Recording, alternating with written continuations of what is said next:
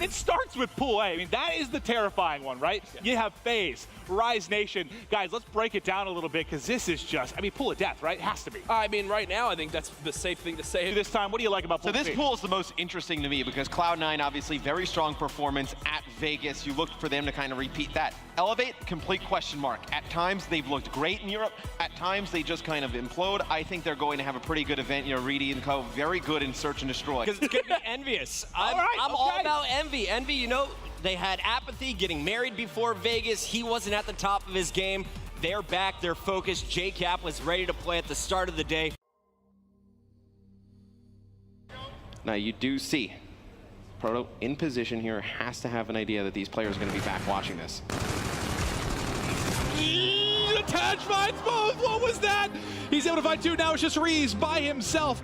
3 players to take out. Finds one on his left. Not able to close it out. Gets shots at every single player, but he's down. It's time for round 11. Mr. Clutch when it comes to search and destroy. Oh no. Oh no. Oh no. Oh no. You gotta finish the kill attach! Oh, that's a tough one. It's a bad round to lose right there, your face.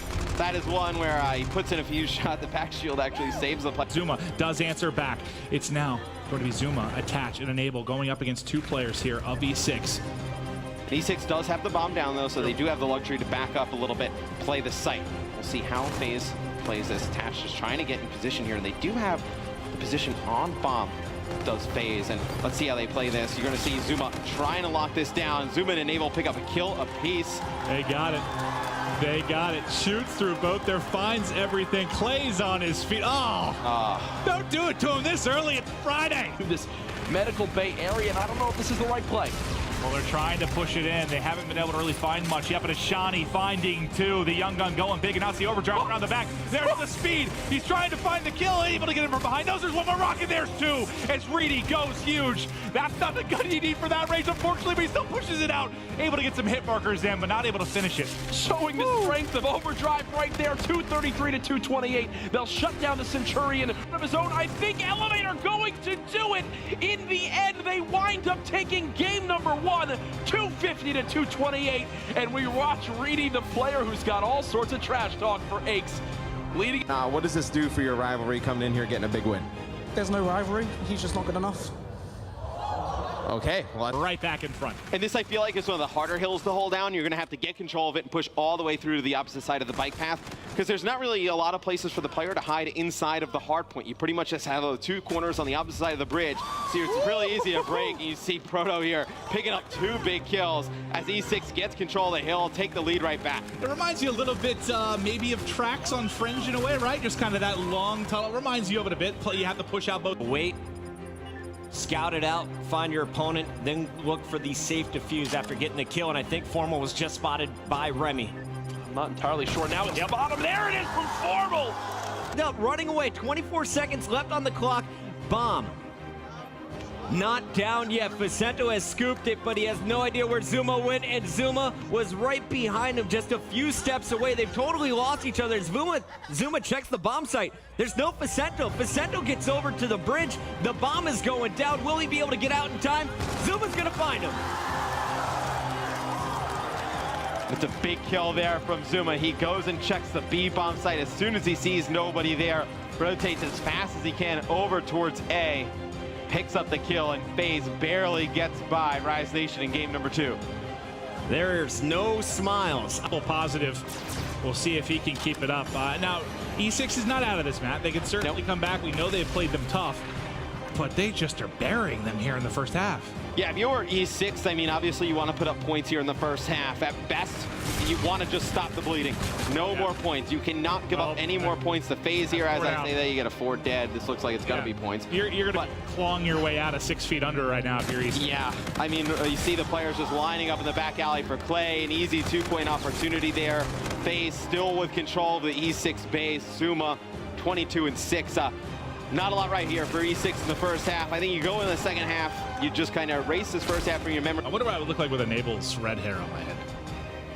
He's got great hair. It's like, I just went on a while talking about how important this match was, and the only thing you could think of to say after that was what you would look like with red hair. I do say, I do like bald Maven much better than strangly hair Maven.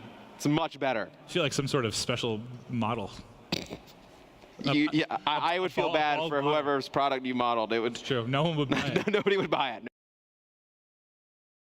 He needs to have a reality check ASAP. Literally only beat us because Lacefield was going off, and he seems to think he can talk trash on Twitter and social media. So I just want to play. I can't wait to play him. I think the drama between me and Reedy definitely started because of the Europe versus NA conversation of who deserves what, and then Reedy just kind of came at me out of nowhere, and I was just like, who are you? Who have you ever been? I've been doing this 10 years, and I still can't remember your name.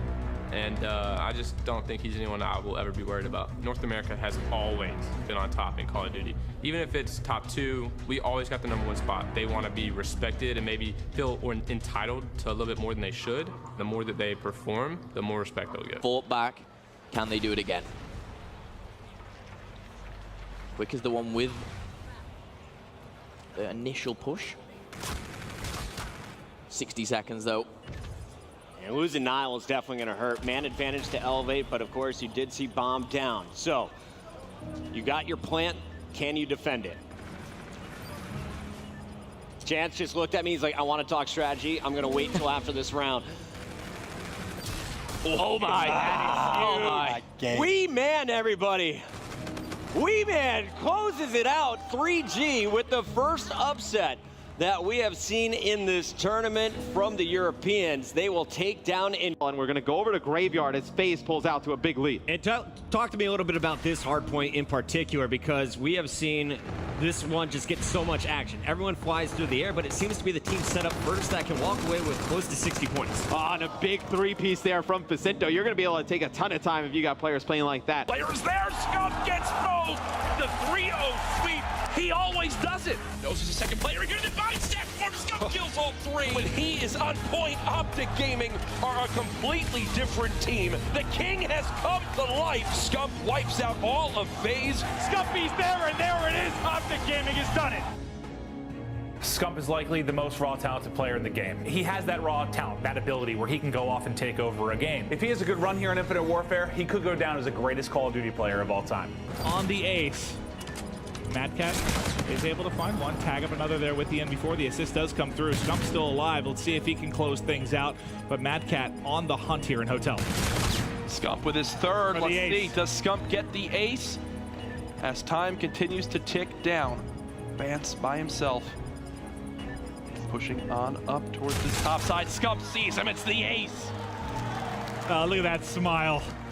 That's a feel-good round. When you're picking up all 4, you give up 3 rounds in a row to Splice, you start to bounce back. Another, he has Camo to work with. He sees him on bridge. Oh, he went low. Can he get behind him before this runs out? Surely a little bit awkward. He's able to do it. Now it's going to be Crim6. Josh, the 1 versus 1.